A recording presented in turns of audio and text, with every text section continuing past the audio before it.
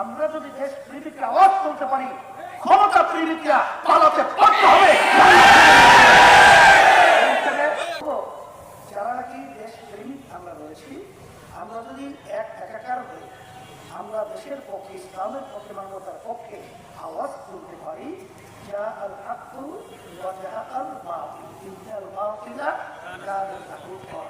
হক আসবে, বাতিল দূরীভূত হবে, আলো আসবে, অন্ধকার দূরীভূত হবে। আমরা ঘোষণা করেছি যে ইসলামের পক্ষে আমরা চেষ্টা করতেছি আল্লাহর মধ্যে একটা বাক্স পাঠানো যায়। এই প্রক্রিয়ায় আমরা আল্লাহর রহমতে অনেক আগিয়েছি, অনেক এগিয়ে। মহতারাম আমির আলহাজ হযরত মাওলানা মুফতি সৈয়দ মোহাম্মদ রেজাউল করিম পীর সাহেব হুজুর চরমনাই।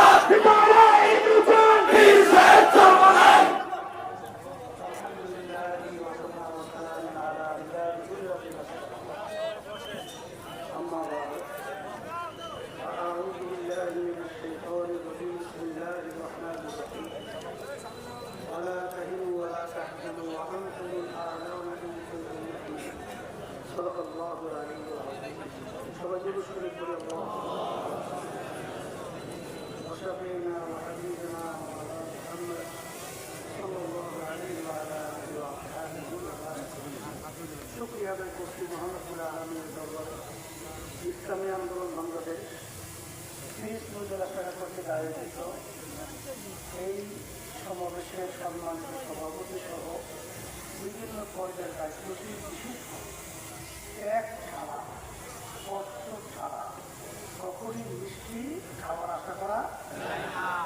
আজকে যে গরম রোদের মধ্যে আপনারা সমস্ত কাজকর্ম এই সমাবেশে উপস্থিত হয়েছেন, আমরা আশা করছি এই ত্যাগের বিনিময়ে এই সুন্দর একটা দেশ স্বর্ণের দেশে আমরা পরিণত করব। এখন কথা হলো, আল্লাহ রাব্বুল আলামিন বলেছেন যে জাতি নিজেদের ভাগ্যের পরিবর্তন না করে ওই জাতির ভাগ্যের পরিবর্তন আমি ঘটাই না, করি না। এখন কথা বলে ৫৩ বছর আমাদের দেশ স্বাধীন হলো, যারা দেশ পরিচালনা করেছে এদের মাধ্যমে আমাদের দেশের মানুষের যে চাওয়া পাওয়া, আমাদের যে আশা আকাঙ্ক্ষা ছিল, বাস্তবে তাদের মাধ্যমে আমরা কিছু পাই নাই, বরঞ্চ আমরা পেয়েছি হাজার হাজার মায়ের কোল সন্তান হারা। আমরা পেয়েছি এদেশের টাকা বিদেশে পাচার করে তারা বেগম পাড়া তৈরি, মাইকে এত ঘোরালা কিনে বেগম পাড়া তৈরি করে বিভিন্ন পর্যায়ে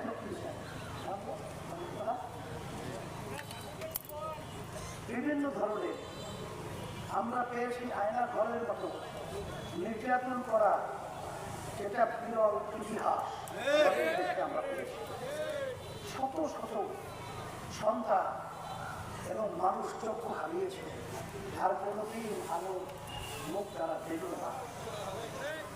এখন পরিবর্তনের সময় এসেছে ৫ই আগস্টের পরে, যে যখন অভ্যুত্থান হলো, এখন কিন্তু পিছনে যারা দেশ পরিচালনা যারা করেছে তাদের মাধ্যমে আমাদের দেশ আবার সুন্দর হবে, এটা আশা করা আমি গল্প বোকামি ছাড়া অন্য কোনো কিছু বলা যায় না। কারণ এরা তো পরীক্ষিত, নতুন ভাবে আবার কি পরীক্ষা দিবে।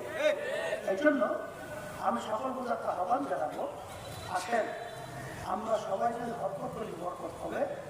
আন্দোলন শব্দ অর্থ নাড়াচাড়া করা, আমরা দেশটাকে সুন্দর গঠন করার জন্য আপনারা শুনতেছিলেন যে সংস্কার, দৃশ্যমান বিচার, এরপরে পিয়ার পদ্ধতির জাতীয় নির্বাচন।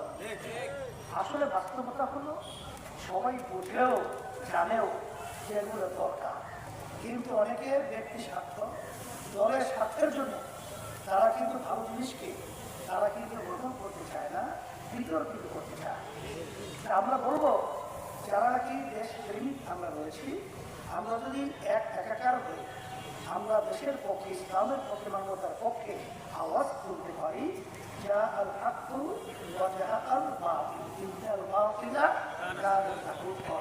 হক আসবে, বাতিল দূরীভূত হবে, আলো আসবে, অন্ধকার দূরীভূত হবে। ঠিক আমরা যদি দেশ প্রেমিককে আওয়াজ তুলতে পারি, ক্ষমতা প্রেমিকরা পালাতে বাধ্য হবে। আমি সতর্কতা আহ্বান জানাচ্ছি, আসেন ইসলামী আন্দোলন বাংলাদেশ আল্লাহ রহমত আপনাদের দোয়ায় আমরা যে আকাঙ্ক্ষা নিয়ে আমরা কাজ করতেছি। আপনারা দেখছেন 5ই আগস্টের পরে ইসলামের পক্ষে একটা বাংলাদেশের মানুষের হৃদ্রতা আন্তরিকতা তৈরি হয়েছে। আমাদেরকে কাজে লাগাতে হবে না।